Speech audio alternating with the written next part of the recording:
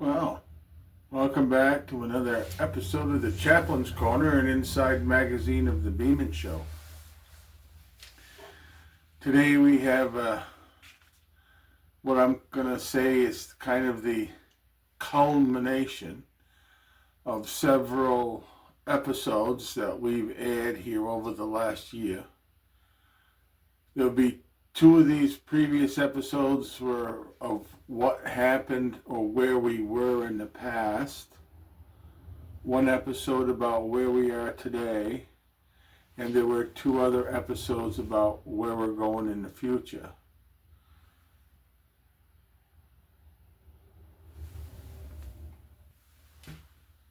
The two episodes of the past were the forbidden fruit and the episode about pre-flood hominids and Cain's wife. Then there's the episode about where we are generally today, and that's called Israel, Iran, and World War III. And then there were two episodes about where we're going in the future, and one of those was called the 360-day tribulational year, and the other one was the mathematics of the resurrection. So those 5 episodes are pretty much coming to an end in this, I don't know, what do you want to call it, little impromptu series that I've been putting together for a while. And today what we're going to look at is it's going to put all of those things together, and you can kind of call this the calendar episode, or perhaps you could use God's calendar as the title, but it's going to put the timeline of everything that's going to has happened, everything that's happening now, and everything that's going to happen in the future. It's just going to put it all together in one timeline, and these 5 other episodes are just little pinpoints in that timeline, and to give you kind of an understanding how things are progressing. So one of the things that we talked about in the episode regarding the mathematics of the resurrection was 2 Peter 3:8, about 1,000 years is as a day, and a day is 1,000 years. Brethren, don't be ignorant of this one thing. 1,000 equals 1 year, and 1 year equals 1,000 years, spiritual years versus physical years. And that's not just a New Testament thing. That's all the way back to Genesis chapter 1. It's not just something that was written for Peter when he's headed this church area, and it's all the way back to Genesis chapter 1. And what I want to do is I want to show you how this lays out, and I want to show you that it's actually contained in Genesis chapter 1. It's part of God's prophetic time calendar, and I'm going to show where we started, where we are today, and where we're going to go in the future.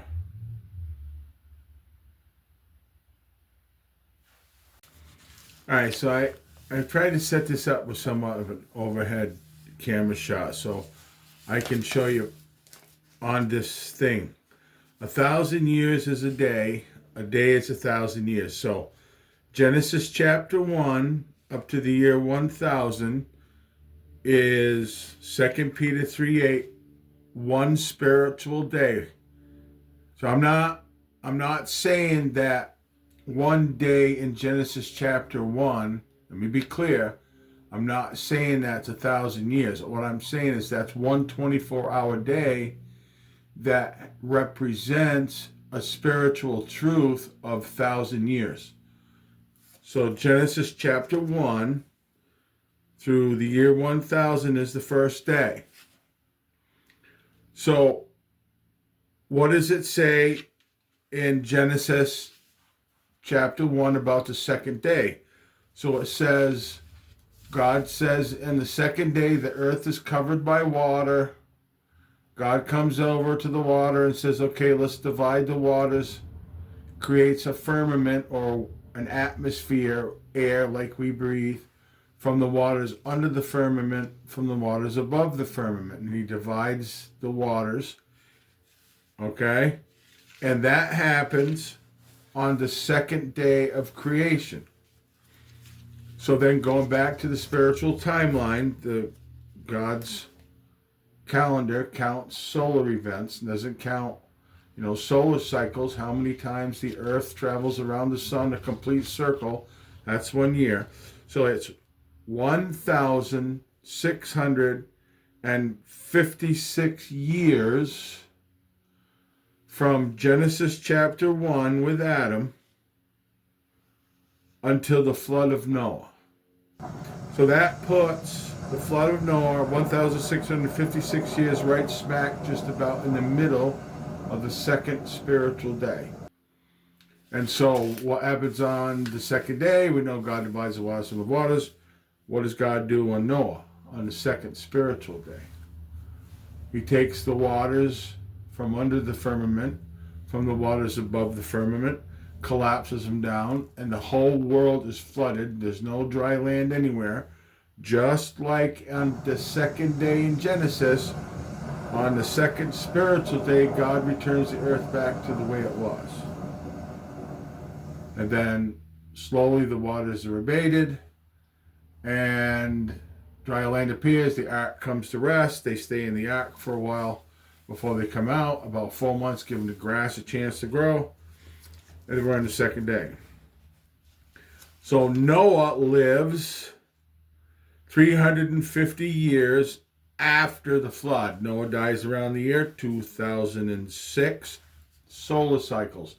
2006 solar cycles, or it's 2006 years from Adam is when Noah dies. The next major event in the situation is at approximately the beginning of the fulfillment of Abraham's promises, the creation of the nation of Israel. King David assumes the throne, is anointed by Samuel around the year 2011, 2025 BCE. And after Noah, what happens? It takes, couple hundred years for a tree to get to full size. So the grass and the trees grow and the animals grow in the third day. And then on the end of the fourth day, almost to the end of the fourth day, approximately 4 BC, on the fourth day, fourth spiritual day, just like the fourth day in Genesis. What happens on the fourth day in Genesis? Well, God creates the sun, the moon, and the stars. And what does he do on the fourth spiritual day? Jesus Christ comes to the earth and is born of the Virgin Mary, approximately 4 BC. Okay, and then we move over to, we call it the year 2026. We're in the 6th day, about in this area, and then there's the 7th day. And the 7th day is when God rests. This is the millennial reign of Jesus Christ. It goes from day 7,000 to 8,000, and 8,000 is the new beginning. It's Revelation, the New Jerusalem, gold city comes down out of the sky, all that. So let's look at this little bit better of a timeline paper that I got right here. It might show you a little bit better how you can see this. So Genesis chapter 1 to the flood. So to the flood, there's 1,656 solar cycles or years between Genesis and when the ark lifted in the flood waters and the whole earth was covered with water. Noah lives a total of 350 years after the flood, and he dies. So we add that 350 to 1656, we come to 2006 solar cycles on God's calendar. Then I believe Samuel goes to Jesse's house approximately, and this is approximate, it could be off a couple of years, to anoint King David, is anointed by Samuel on or about the year 1025 BCE. So we add those 975 years to the 2006 cycles for a total of 2,981 solar cycles, being that we're still in the third day. Then the next major event is to happen is the birth of Jesus Christ, which is on 4 BC. So Jesus is born in 4 BC. That's a total years are added. So we come up with 3,987 years, because it's actually between when King David is anointed by Jesse, it's still, the fourth day ain't started yet, still back in the third day, so we're short 1,000 on our calculation, how many year cycles it's been. So there's a total of 1,006 solar cycles between the anointing of King David and 4 BC, the birth of Christ. So in birth of Christ of 4 BC, we have now 3,987 solar cycles. So we take and we add the year 2026. Now that's our calendar. Okay, that's where, if you look at the calendar, it'll tell you it's the year 2026. So 87 is short 13. So we add 13 to that, and we come up with an approximate year for what we would call our calendar. We know our calendar's off. It's actually not 2026. So we are somewhere near the year 2039, or that would be what we would call the year of our calendar. We call it 2026 because that's what the calendar says. But if counting total numbers of solar cycles, our calendar should read 2039, not 2036. So that's the approximate year by our calendar is 2039. But that's not the solar cycle or the God's calendar count. God's calendar count is shown down at the very bottom. Total number of solar cycles from Genesis chapter 1 to this year should account for 6,020 solar cycles. So we're in the 6,020th year. Now, where's that put us on this chart? So that puts us right at the beginning of the 6,000th year mark. So we're just for general purposes, we're in the beginning of day 6, and somewhere approximately 6,100 solar cycles, because 1025 AD, it's just a close estimate. It could be off a few years. So we're somewhere under, just shortly close to the year 6,100 at the approximate year of our calendar at 2039.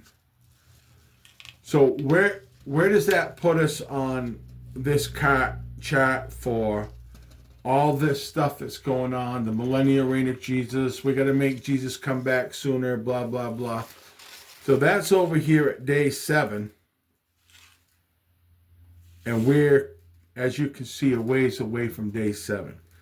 So the mathematics of the resurrection puts the resurrection of the dead, and now numbers can mean anything, but there's no guarantee, but somewhere around 2,400 on our calendar, or somewhere around 6,450 on the solar calendar is when the resurrection of the dead, and then somewhere in this area is going to be the temple reconstruction, and then very shortly thereafter will be we call it the rapture. But when you look in Revelation, it don't really say rapture. It says the harvest. The grapes are ripe for harvest. So the harvest is somewhere over here, and Jesus doesn't come back to somewhere over here. So I want to get in and talk a little bit about this area right here and some of the things that are really going wrong right now.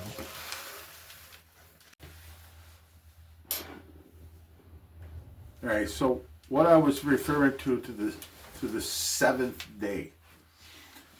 So that's going to be the year 6,999.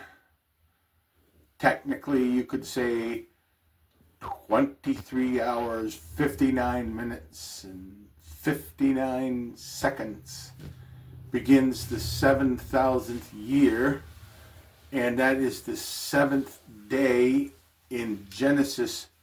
And that's found in Genesis chapter 2. On the seventh day, God says he rested from all his work. And that's a spiritual picture of the millennial reign of Jesus Christ, when the whole earth will rest from sin. And Jesus runs the world. Jesus is king of earth, and he takes over. And that's the end of that deal. And it's like this thing's loose here. Hold on. And Jesus rules and reigns for 1,000 years. So there's some issues I want you to make you aware of. You must have heard about all this stuff that has to do with the reconstruction of the third temple. So I wanted to be perfectly clear. There's nowhere in the Bible does God say he's going to have anybody build a third temple. Doesn't say that.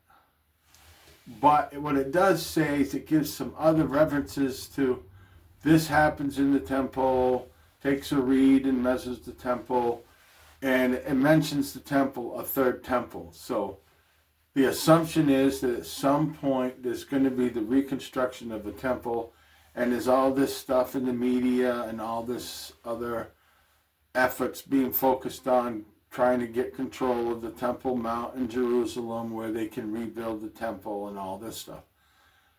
What I want to call to your attention is a deception that's being put on to a lot of well-intended people. I believe from 2008 through 2016, people that identify themselves as evangelical Christians gave approximately $60 to $65 million in donations to Israel First, nonprofit organizations, and much of that money was slated to go for the reconstruction of the temple. So we really shouldn't be thinking about funding the reconstruction of the temple, because you're not going to see that in your lifetime. That's on God's calendar, on the solar cycles. It's quite a ways away. And just as what's going on there now, what is the first thing they'd have blown up if there was a temple in Jerusalem? Iran, the first thing they'd have blown up was that temple. And there's all this looking for red heifers and the reconstruction of the menorah and all the bowls and the lavens and the reconstruction of they'll expose that they've kept it hidden all this time, the Ark of the Covenant. They're going to build a new one of those or whatever, and they're going to sacrifice the heifers, and they're going to reinstitute the sacrifices. Well, when Jesus died on the cross, he was the final sacrifice. There's no more temple. That was wiped out in 70 AD. He gave them a bunch of time to So repent and turn towards him even after they killed him and said no. And he wiped it all out in 70 AD. You can read about it. It's a well-documented battle. And what we're looking at is, I often have to ask a pretty serious question when I say, why are you donating money to the reconstruction of the temple?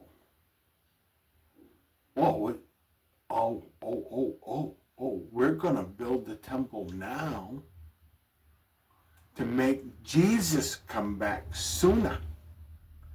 If we build the temple, then the Antichrist can come over and we can get Jesus come back sooner. Listen, dude, that's not going to work, okay? And besides all that,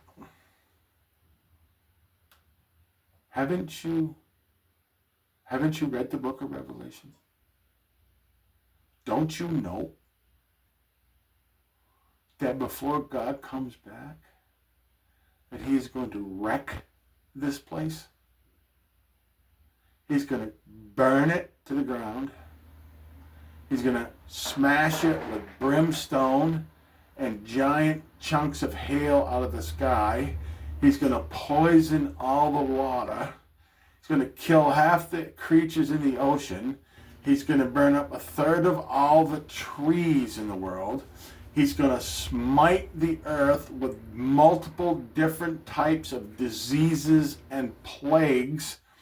He's going to begin to destroy the ungodly people by smashing the earth and crushing mountains down on people with huge earthquakes and all kinds of horrible things that are going to happen, let alone the fact that his two witnesses are going to come for 1,260 days, and they're going to cause drought and no rain and disease and pestilence, and people are going to be dying left and right, being destroyed by all this stuff. And then there's the bowls and all the sickness and the disease, and then the trumpets and all that war and more wars and more death. And then on top of all that,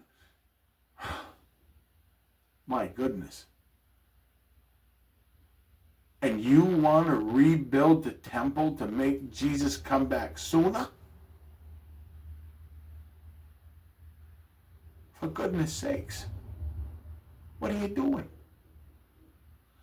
Do not give money of any kind to any Jewish nonprofit organization that is funding the reconstruction of the temple. You're just destroying yourself and you're wasting your money. Now, I think it's a good thing to help people, so if you want to help some elderly people in Jerusalem, or you want to help some people get moved from some part of the world to Israel, or you want to try to help feed hungry people, why, certainly that's a good thing to do. But this reconstruction of the temple and the reinstitution of the sacrifices, Jesus Christ is never going to sit in that temple. It is going to be smashed to pieces when he sets his foot on the Mount of Olives, at the very least, if not before. The person that's going to build that temple is Satan, who's pretending to be God, and the false prophet, and the beast coming out of the ocean, with his foot in the sea, in the water, in the sand.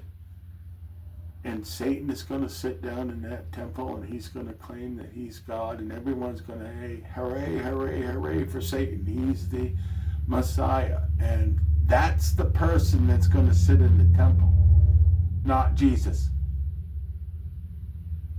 Stop giving money to nonprofit organizations that are advocating for the construction of the temple. You're just going to destroy yourself, your finances, and the rest of the world. There's no need to hurry up the destruction of the world. Have you not known?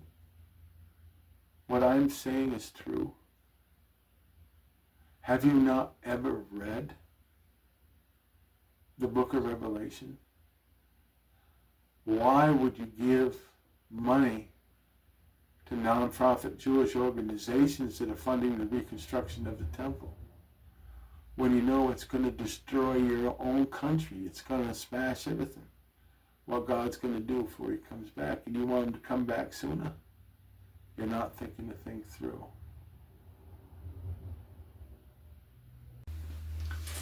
So over here on the time chart, or the solar cycle, which God follows the solar cycles, for the reference to 1,000 years is a day is 1,000 years.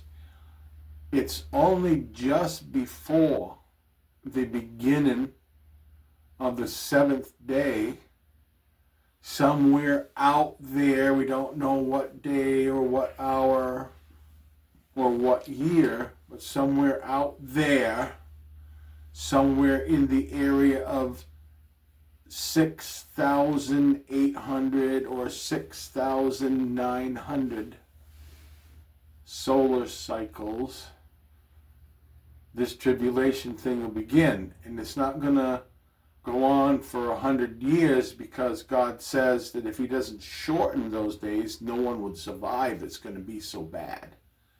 No one would survive.